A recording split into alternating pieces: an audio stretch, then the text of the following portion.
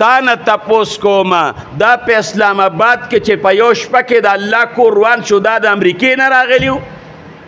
دا د روس کاپیران راغلی و دا د رحریان راغلی و دا د چین نه راغلی و شپه په شپه د الله کور روان کړی دی الله الله قرآن دیم تیو نخکه ظالمه ته ځان ته دومره زورور وې چې تا د الله کور په شپه راوغورځاو د هغې خښته ملبم چونه لیده او په هغې ځای د ظالمه بوټې وکرل یو بادشاه او یو مشر دا که ماتخته خبره کوي هغې ماتخ له پکار دي چې نوکري به پرېږدي د الله د کور نړولو ته چې مؤمن وي هغه به غاړه کېږدي چې هغه مؤمن وي هغه به بچی قربان کی هغه به سر قربان کی هغه به مال او دولت قربان کی هغه به ټوټې ټوټې شي د هغه نه به د الله کور څوک روان نه کي د الله کور چا روان که په پاکستان کې جواب راله راکه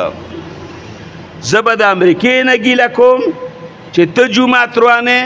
زه به د برطانیې نه ګیله کوم چې ته جومات روانې تا خو چېته یو سلیمان بدبخته روانه نه کړه چې کومې د زناګانو اډیرې دا په اسلام آباد کې په یو ځای کې بل ځای چې کومې ډیرې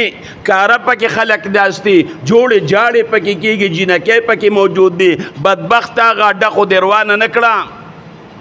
د کرکټ دپاره د غټ سټیډیم جوړ کړی دی بدبخته او د خدای کور دومره جرأت لږ خو به دې سوچ کړی په هغې ماضي باندې که نه هغه ضیاء الحق ته الله پاک وبخي هغه هم جرنیلو مشرف د الله تباه و برباد کی الله دې د جهنم خشاک کی هغه هم جرنیلو مشرف راغی جامع حفصه روانه کړه مشرف راغی جامع حفصه روانه کړه الله مخلوق خدا ته خو چې په داسې مرض باندې الله پاک وغورځو چې په لندن کې پروت و علاج یې نو هډوکي رجېدل ستا جج وی چې دی مړ شي دی به پاکستان ته نه راځي الله په کومه رسوایۍ باندې مشرف الله مړ که آیا دغې عهدې د الله نه بچ که د اسلام دی دا مسلماني ده من کې به کله غیرت راځي مل زما ملته مل زما د غریبانانو ملته د مل تپاره به قرباني زمو علما ورکي د مل د باره قرباني د عریب عوام ورکي دا ستا ملک نه دی ته خو چې په ملک کې تر څو پورې نوکرې نو په دې ملک کې او چې نوکري د خرط نه ته بار شي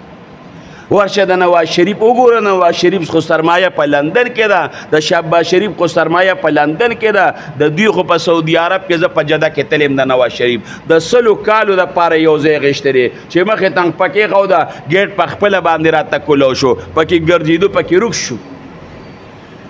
دغه انګریزان او دغه بدکارې ښځې پکې ګرځېدې ملګري ته مې د خدای دپاره مه وباسه وایي شیخ صاحب چکر و ما یې بیخ د چکر ولګي دا خو وایي ته خو لږ وګوره که نه علم کې ما یې بیخ زما په علم کې دړو راځي نه تاسو پاکستان ستا دی څه زه خو غریب یم که په پاکستان باندې راله زه به پکې مرم زما قبر به پاکستان کې زه ترې وتی خو نشم ملک خو د غریبانانو دی د بوجې بچیه دا ستا ملک دی رالې تا د خدای کور روان که دومره ته ډاډې تا الله په مقابله باندې ورلې رب له ته د الله مقابله کې ته دومره زور اورې یې بدبخته یې سپیره هغه افسر هم سپیره هغه چې چاروان کړي دی هغه هم سپیره او دغې بدبختو له پکار دي چې د الله کور جوړ کړي په هغه ځای واپس ځکه چې کوم ځای جومات ته وقف شو هغه به تر قیامته پورې جومه دي په زړه کې مینه وه خو د عبدالله په زړه کې مینه وه په کار ده چې خپل کور جومات له ورکې بدبخته جوماتونه روانه دا زمونږ د وطن حل دی او دا زمونږ د مشران حل دی الله دې داسې مشران په خپل قهر تباه و برباد کړي او الله دې نیکان او صالحه مشران موږ له راکړي